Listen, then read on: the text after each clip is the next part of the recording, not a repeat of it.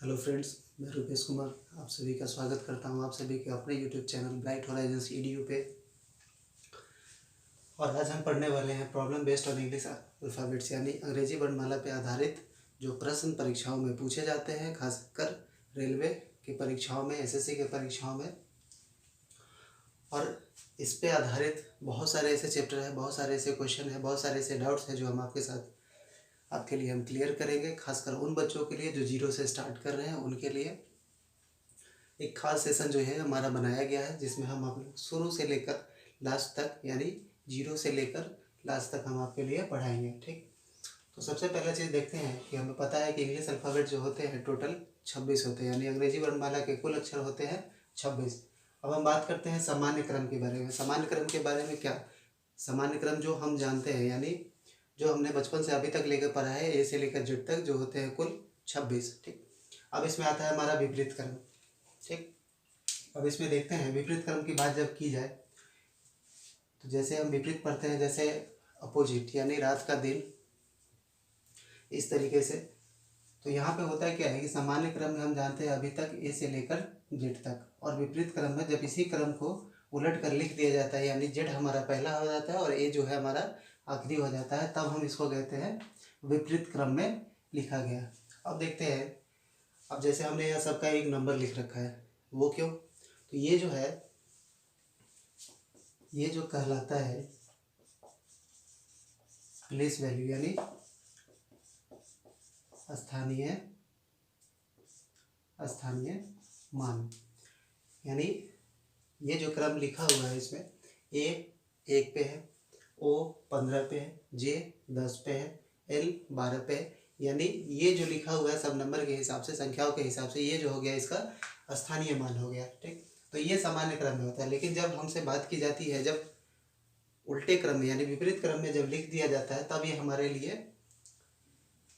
अच्छी खासी मुश्किल हो जाती है याद करने में। तब हम मानेंगे, देखेंगे अपोजिट ऑर्डर में सबका प्लेस वैल्यू हम कैसे निकालेंगे। ठीक, जैसे मान के चलते हैं कि L का प्लेस वैल्यू होता है 12। ठीक, अब इसी का अपोजिट ऑर्डर में इसका प्लेस वैल्यू क्या होगा? तो जैसे ही अपोजिट ऑर्डर में किसी भी संख्या का प्लेस वैल्यू जब निकालने की बात हो, तो हमें कुछ नहीं करना है, 27 में से उसका जो प्लेस वैल्यू है वो हम घटा लेंगे। जैसे मानते हैं कि अगर कह रहा है अपोजिट लेटर में विपरीत क्रम में 12वें स्थान पे कौन है, विपरीत क्रम में यानी Z की तरफ से अगर हम चलेंगे तो 12वें स्थान पे कौन है। ठीक, तो 12वें स्थान पे L आता है, हमें करना कुछ नहीं, 27 में से 12 घटाना है और आ जाएगा हमारा 15। यानी विपरीत क्रम में 12वें स्थान पर जो है हमारा आएगा O। और इसका एक बार हम देख लेते हैं उल्टे क्रम में, Z की तरफ से 1 2 3 4 5 6 7 8 9 10 11 12। ठीक, तो ये जो 27 जो हमने लिखा है, इसका बहुत सारा उपयोग है और हर जगह पे जहाँ जहाँ अपोजिट की बात आएगी इसका हम यूज करते चलेंगे। अब हम देखते हैं, हमारे सामने एक प्रश्न रखा गया कि यदि अंग्रेजी वर्णमाला के सभी अक्षरों को विपरीत क्रम में लिख दिया जाए तो 17वें, 10वें, 14वें स्थान पर कौन सा अक्षर होगा। ठीक, अब आइए हम देखते हैं। अब इसमें क्या है, ये तो सामान्य क्रम है, ये हम आसानी से हम याद कर सकते हैं। और विपरीत क्रम की बात कर रहा है, मतलब विपरीत क्रम जब भी कहा जाएगा तो Z हमारा हो जाएगा पहला और A हमारा हो जाएगा आखिरी, यानी 26वां अक्षर। ये हमेशा ध्यान में रखना है। ठीक, अब हमसे कह रहा है, अब इसमें लिखा नहीं गया है कि डायरेक्शन जब नहीं लिखा गया, यानी जब डायरेक्शन हमसे नहीं लिखा जाएगा तो हमेशा हम शुरुआत से कोशिश करेंगे, यानी शुरुआत से हम गिनना शुरू करेंगे। जैसे कहा गया 17वां अक्षर, यानी इस तरफ से Z से 17वां अक्षर, 10वां अक्षर और 14वां अक्षर। तो चलिए इसका हम निकालते हैं, कुछ नहीं करना है, 27 में से हम 17 घटा लेंगे, 27 में से 17 हम घटाएंगे, हमारा आ जाएगा 10। अब 10वें स्थान पे कौन सा है, J। तो यानी 17वें स्थान पर हमारा आएगा J। अब देखते हैं दूसरा, अब कह रहा है 10वां अक्षर, यानी 27 में से 10 घटाएंगे तो हमारा आएगा 17। 17वें स्थान पे कौन है, तो Q। ठीक, अब अगला देखते हैं। अब लिखा हुआ है 14वें स्थान पे, तो फिर हम क्या करेंगे, 27 में से 14 घटाएंगे तो आएगा हमारा 13, यानी M जो है 13वें स्थान पे। ये हम बात कर रहे हैं विपरीत क्रम की, विपरीत क्रम की बात कर रहे हैं।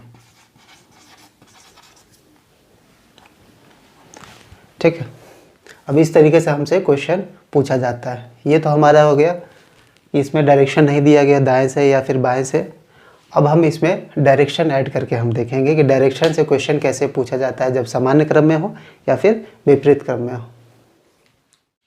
अब जो हम डायरेक्शन देखने से पहले सबसे पहले हमें अपोजिट लेटर के बारे में जानना पड़ेगा, यानी विपरीत अक्षर का। विपरीत अक्षर कैसे, विपरीत अक्षर कहने का मतलब ये जो क्रम है हमारा 26, यानी दोनों तरफ से, और उसका प्लेस जो है, प्लेस वैल्यू मिला के अगर 27 आएगा, दो अक्षरों का प्लेस वैल्यू मिला के अगर 27 आएगा, जैसे मान के चलते हैं कि हमने लिखा के का प्लेस वैल्यू 11। ठीक, अब कह रहा है के अपोजिट कौन होगा, यानी के अपोजिट। अब हमें क्या है कि इसके इक्वल में हमें लाना है 27। ठीक, अब 27 लाने में 11 कितना कम है, तो हम देखते हैं 27 लाने में हमारे पास कमी है, कितने संख्या होगी, तो हमारे पास कमी है 16, यानी 11 जोड़ 16 होता है 27, और 16वें स्थान पे जो आता है वो हमारा है P। अब हम देखते हैं कि K और P, अगर इसको हम विपरीत अक्षर कहेंगे तो कुछ गलत नहीं होगा, क्योंकि दोनों का जो योग है, प्लेस वैल्यू का जो स्थानीय मान का जो योग होगा, वो अगर 27 आता है तो वो अक्षर एक दूसरे के विपरीत अक्षर कहलाते हैं। जैसे कुछ और देखते हैं, जैसे M है, M का होता है 13 और N का होता है 14, दोनों को अगर जोड़ दिया जाए तो हमारा आएगा 27। अब देखते हैं G का है 7। अब हमें 27 लाने के लिए कितना चाहिए, 20, यानी 20 किसका स्थानीय मान है, T का। आ गया हमारा, यानी G और T एक दूसरे के विपरीत अक्षर है, M और N एक दूसरे के विपरीत अक्षर है, K और P जो है एक दूसरे के विपरीत अक्षर है। ठीक, अब हम बात करते हैं डायरेक्शन की। अब डायरेक्शन कैसे हमसे पूछा जाएगा डायरेक्शन के बेस पे, वो हम देखते हैं। जैसे लेफ्ट टू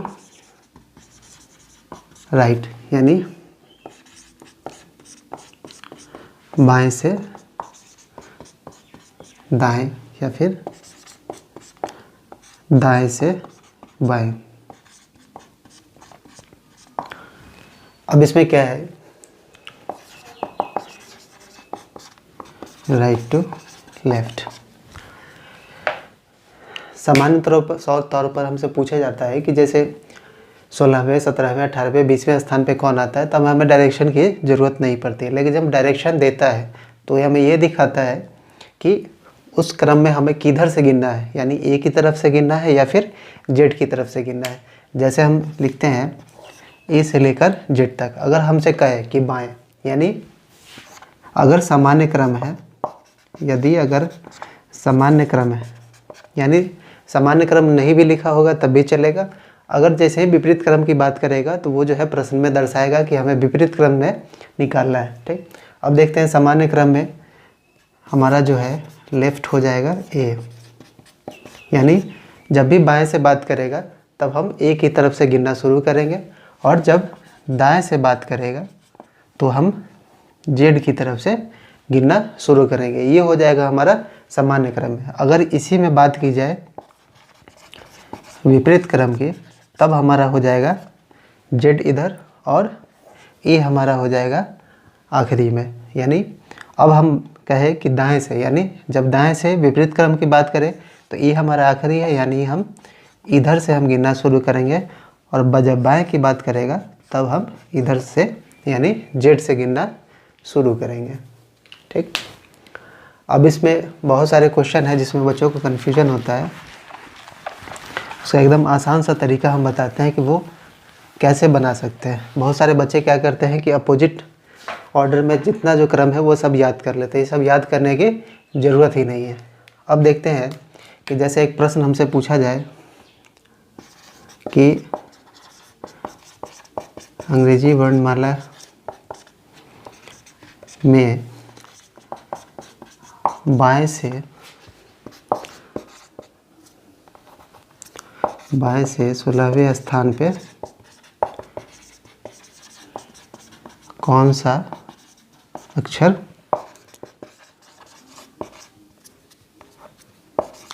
अक्षर मौजूद है। ठीक, अब इसमें क्या है कि हमें ये दर्शाया नहीं गया कि ये सामान्य क्रम में है या विपरीत क्रम में है, लेकिन ये चीज़ हमेशा ध्यान में रखना है कि जैसे ही विपरीत क्रम की बात करेगा तो वो जो है प्रश्न में दर्शाएगा।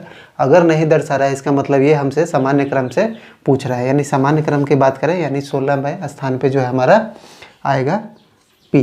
ठीक, 16वें 18वें 20वें जो भी कहे, अगर विपरीत क्रम की बात करेगा तो वो दर्शाएगा ही दर्शाएगा प्रश्न में। अगर नहीं दर्शा रहा है तो जो है हम सामान्य क्रम से चलेंगे। अब इसी में देखते हैं एक और प्रश्न हमसे पूछा जाए।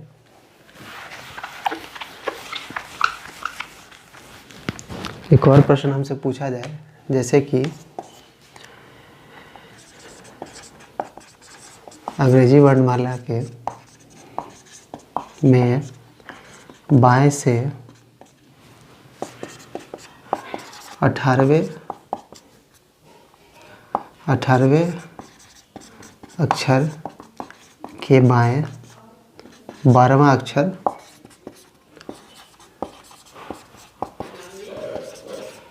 कौन सा होगा।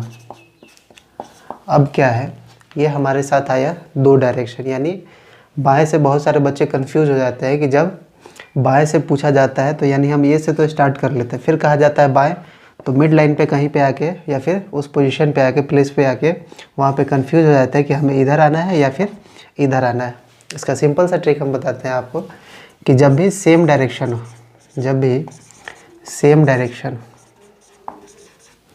यानी समान दिशा की अगर बात की जाए तो हमेशा जो है उसमें जो है हम क्या करेंगे, घटाएंगे, यानी उसमें जो है हम सब्सट्रैक्ट कर देंगे। जैसे ही सेम डायरेक्शन की बात करेगा तब जो है हम घटाएंगे, और जब अपोजिट डायरेक्शन की बात करेगा तब हम क्या करेंगे, ऐड कर देंगे यानी जोड़ देंगे।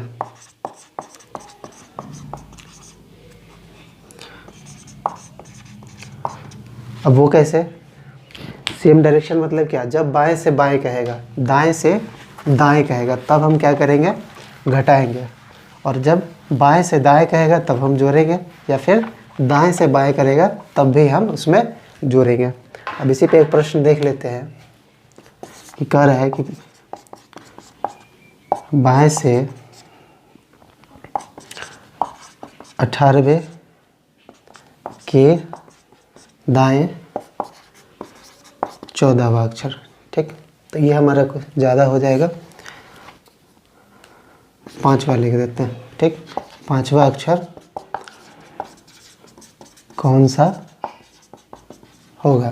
ठीक, अब देखते हैं बाएं से 18वां यानी जो सामान्य क्रम का है, तो बाएं से 18वें स्थान पे आता है आर। ठीक, अब क्या है कि 18 में जब भी ये हमें बाएं से कहा, अब ये जो है दोनों अपोजिट डायरेक्शन है। अपोजिट डायरेक्शन में हमने कहा कि हम उसको जोड़ देंगे, यानी 18 में हम 7 को जोड़ेंगे तो 18 और 7 हो जाएगा 25, ये हो जाएगा 25, और 25वें स्थान पे जो कौन आता है, y। अब जो है आप गिन के देख लीजिए, r जो है 18वें स्थान पे है। अब कह रहा है दाएं, यानी इसमें हम जोड़ेंगे, यानी अगर r यहाँ पे है 18वें स्थान पे है और दाएं की बात कर रहा है, यानी इसमें हम जोड़ के फिर जो है हम आगे की ओर बढ़ जाएंगे। अब देखते हैं 1 2 3 4 5 6 7, यानी 25वें स्थान पे जो है हमारा y है। ठीक, अब इसी में अगर कहे कि इसी को उलट दिया जाए, कहा जाए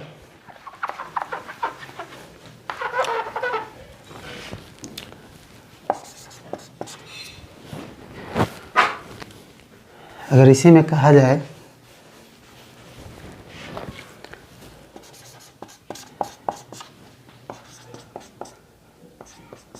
बाएं। ठीक, अब जो है इसमें बहुत ज़्यादा कन्फ्यूजन होगा, क्योंकि हमें जो है सामान्य क्रम अभी तक याद था और उसके हिसाब से जो है हम बना रहे थे। लेकिन अब कह रहा है दाएं से, यानी हम जेड की तरफ से गिनना शुरू करेंगे। तो जेड की तरफ से गिनेंगे कितना, 18, और फिर बाएं आना, यानी अपोजिट डायरेक्शन है, तब हम क्या करेंगे, जोड़ देंगे। 18 और 5 हो जाएगा हमारा कितना, 23। अब जो है जैसे देखते हैं ये क्रम लिखा हुआ है A to Z। अब जेड से हमें गिनना है किधर, ए की तरफ, कितना, 23।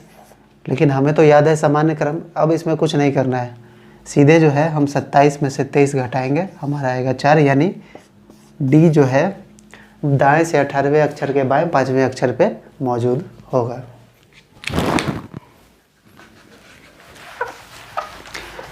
इसी तरह से हम एक और देखते हैं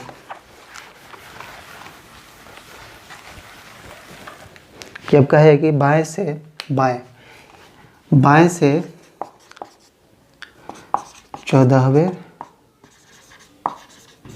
अक्षर के बाएं 7वां अक्षर।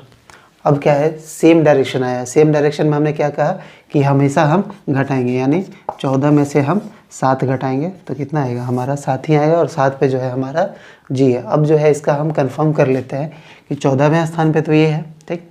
अब यहाँ पे हम पहुँच गए, यानी ए से लेकर 14वें स्थान यानी एन पे हम पहुँच गए, ठीक। अब कह रहा है कि फिर बाय, यानी हम घटेंगे, यानी फिर जो है हम ए की तरफ वापस चले आएंगे। कितना आएंगे, 7। अब गिन के देख लेते हैं, 1 2 3 4 5 6 7, यानी जी जो है हमारा बाएं से 14वें अक्षर के बाएं 7वें स्थान पे मौजूद होगा, ठीक। अब हम देखते हैं, हमारे साथ सामने 2 प्रश्न है। कह रहा है कि अंग्रेजी वर्णमाला को विपरीत क्रम में लिख दिया जाए तो दाएं से 16वें अक्षर के बाएं चौथा अक्षर कौन होगा। और दूसरा प्रश्न कह रहा है कि बाएं से 17वें अक्षर के दाएं छठा अक्षर कौन होगा। मान लेते हैं छठा अक्षर कौन सा होगा, ठीक। अब इसमें देख ले, पहला क्वेश्चन जो है ये कह रहा है कि दाएं से, यानी सबसे पहली चीज़ कि जो क्रम जो है वो उलट चुका है। जेड हमारा पहला हो गया और ए हमारा आखिरी हो गया। अब कह रहा है दाएं से, तो दाएं से मतलब ए की तरफ से हम चलेंगे, तो ए से कितना चलेंगे, 16, किधर, जेड की तरफ। अब फिर कह रहा है अक्षर के बाएं चौथा अक्षर मौजूद है। अब क्या हमने क्या बताया, जैसे ही अपोजिट डायरेक्शन होगा तब हम क्या करेंगे, ऐड कर देंगे, यानी 16 4 हो गया हमारा 20। अगर हम गौर से देखें तो ये क्रम उल्टा लिखा गया, लेकिन हम गिन रहे हैं किधर, ए की तरफ से, यानी सामान्य क्रम, यानी सीधे तौर पे गिन रहे हैं। तो यहाँ जो हमारा सामान्य क्रम का था उसमें ढूंढने में हमें परेशानी नहीं होगी कि प्लेस वैल्यू कितना होगा। अब 20 प्लेस वैल्यू किसका है, टी का, तो टी जो है हमारा आंसर हो जाएगा। यानी जेड हमारा पहला है और ए जो है हमारा आखिरी है। अब कह रहा है 20वें स्थान पे कौन होगा, तो 16 हमारा था पी, और इसमें हमने क्या किया, 4 जोड़ा, 1 2 3 4, और 20वें स्थान पे डी हो गया। लेकिन अगर विपरीत क्रम में लिखा गया, अगर दाएं से जब भी कहे तो उसमें हमें कोई परेशानी नहीं होगी, लेकिन जब डायरेक्शन चेंज कर देगा और जब बाएं से कहेगा यानी जेड की तरफ से, तब हमें थोड़ी सी परेशानी होगी, लेकिन उसका भी उपाय हमारे पास है। अब देखते हैं अंग्रेजी वर्णमाला के विपरीत क्रम में लिख दिया जाए तो बाएं से 17वें अक्षर के दाएं छठा अक्षर कौन होगा। अब क्या है, इसमें भी क्या है, दोनों डायरेक्शन अपोजिट है, तब हम क्या करेंगे, जोड़ देंगे, यानी 17 और 6 को क्या करेंगे, जोड़ देंगे, तो ये हमारा आ जाएगा 23। अब कह रहा है जेड से गिनना है, यानी जेड से गिनना है किधर, ए की तरफ। अब जेड से हम गिनेंगे उल्टे क्रम में, तो हमें तो याद नहीं है कि 23वें स्थान पे कौन होगा, तो फिर हम वही काम करेंगे, 27 में से 23 को हम घटाएंगे और आएगा हमारा 4, यानी 4 पे हमारा इधर कौन है, सामान्य क्रम में हमारा था डी, इसलिए हमारा आंसर हो जाएगा डी। फर्स्ट हाफ और सेकेंड हाफ होता क्या है, यानी प्रथम अर्धांश और द्वितीय अर्धांश। जैसा कि हम सभी जानते हैं कि वर्णमाला में कुल अक्षर हैं कितने, 26। अर्धांश मतलब अर्ध अंश, यानी आधा अंश, यानी इसका 13, यानी ए से लेकर एम तक, यानी 13वें स्थान तक, ये हमारा हो जाएगा फर्स्ट हाफ, यानी प्रथम अर्धांश, और फिर एन से लेकर जेड तक हो जाएगा हमारा द्वितीय अर्धांश यानी सेकेंड हाफ। ठीक, ज़्यादा कोई कन्फ्यूजन नहीं है। अर्धांश मतलब अर्धांश यानी आधा अंश, यानी ए से लेकर एम तक। ये हो गया कुल अक्षर कितना इसमें 13, और इसमें भी हो गया 13। यानी अंग्रेजी वर्णमाला को यूँ कहा जाए कि बीच से हम बांट देते हैं, तो 13 अक्षर इधर और 13 अक्षर इधर। अब इसी पे क्या है कि इसी पे आधारित 2 प्रश्न है जो हमने आपके सामने रखा है। ठीक, अब इसमें लिखा हुआ है कि यदि अंग्रेजी वर्णमाला के प्रथम अर्धांश को विपरीत क्रम में लिख दिया जाए तो बाएं से क्रमशः 7वां, 11वां, 19वां अक्षर कौन सा होगा। ठीक, अब इसमें क्या है कि आपको क्या है कि डायग्राम बनाने का ज़रूरत पड़ेगा। जो बच्चे शुरुआत कर रहे हैं जिनको वो पहले क्या करेंगे कि डायग्राम बनाएंगे और उसके हिसाब से इसको बनाना शुरू करेंगे। अब देखते हैं कि बिना डायग्राम का हम इसको कैसे बना सकते हैं। अब कह रहा है कि पहला, ठीक, तो आप लोगों की सहूलियत के लिए हम लिख देते हैं कि कैसे मतलब लिखा जाएगा। सर बहुत सारे बच्चों को कन्फ्यूजन हो जाता है। अब इसको लिख दे जैसे कि क्रम पूरा ही लिखा जाएगा, ऐसा नहीं कि सिर्फ हम एम तक लिखेंगे। जैसे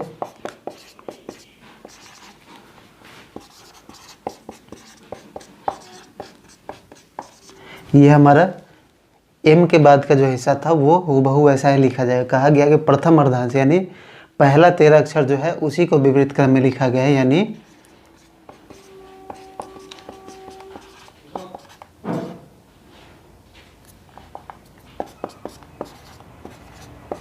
एल एम। ठीक, अब जो है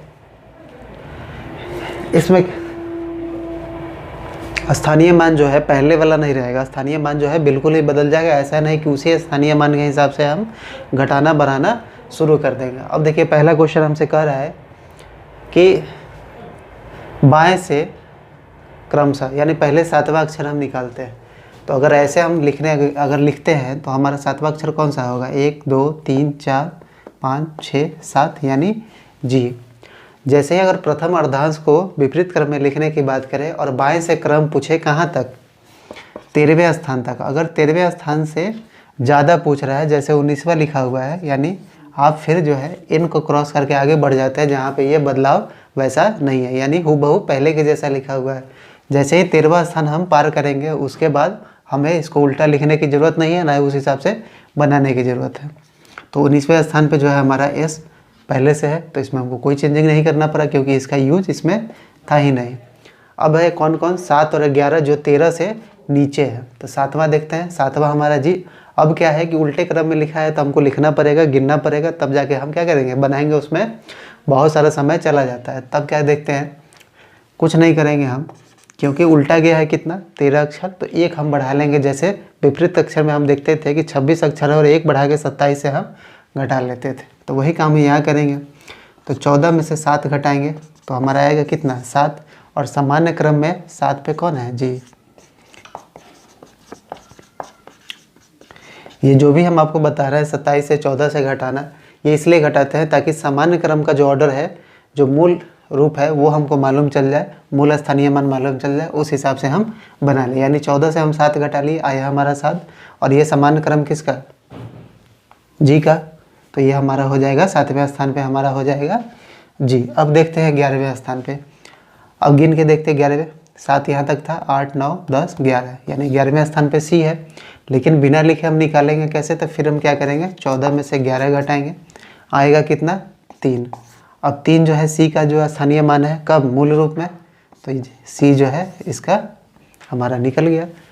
तो बाएं से 7वें स्थान पे जी, 11वें स्थान पे सी, और 19वें स्थान पे क्योंकि 13 के बाद का अक्षर है इसलिए हमको पुराना वाला जो है, मतलब पुराना क्या है, फिर पहले सामान्य क्रम जो है पूर्ण वर्णमाला का, यानी पूरे 2600 का, उसमें जो है 19वें स्थान पे हमारा एस आता है, इसलिए हमने ये बना लिया। अब देखते हैं कि यहाँ तक था तो सीमित था, ठीक है, उतनी परेशानी नहीं होती। अब इसमें जो है हम ऐसा नहीं है कि प्रथम अर्धांश और द्वितीय अर्धांश दोनों का हम 14 से ही घटा के बनाएंगे, ये भी संभव नहीं है। ठीक, अब इसमें देखते हैं दूसरा क्वेश्चन क्या कर रहा है कि द्वितीय अर्धांश को उलट कर लिख दिया जाता है। ठीक, तो हम भी लिख लेते हैं। पहला क्रम जो है हमारा, पहला अर्धांश फर्स्ट हाफ जो है सेम टू सेम रहेगा, इसमें कोई बदलाव नहीं होगा m तक। अब जो है n हमारा यहाँ आना चाहिए, लेकिन हमने उलट के लिखा, इसलिए m के बाद जो है यहाँ पे z आएगा।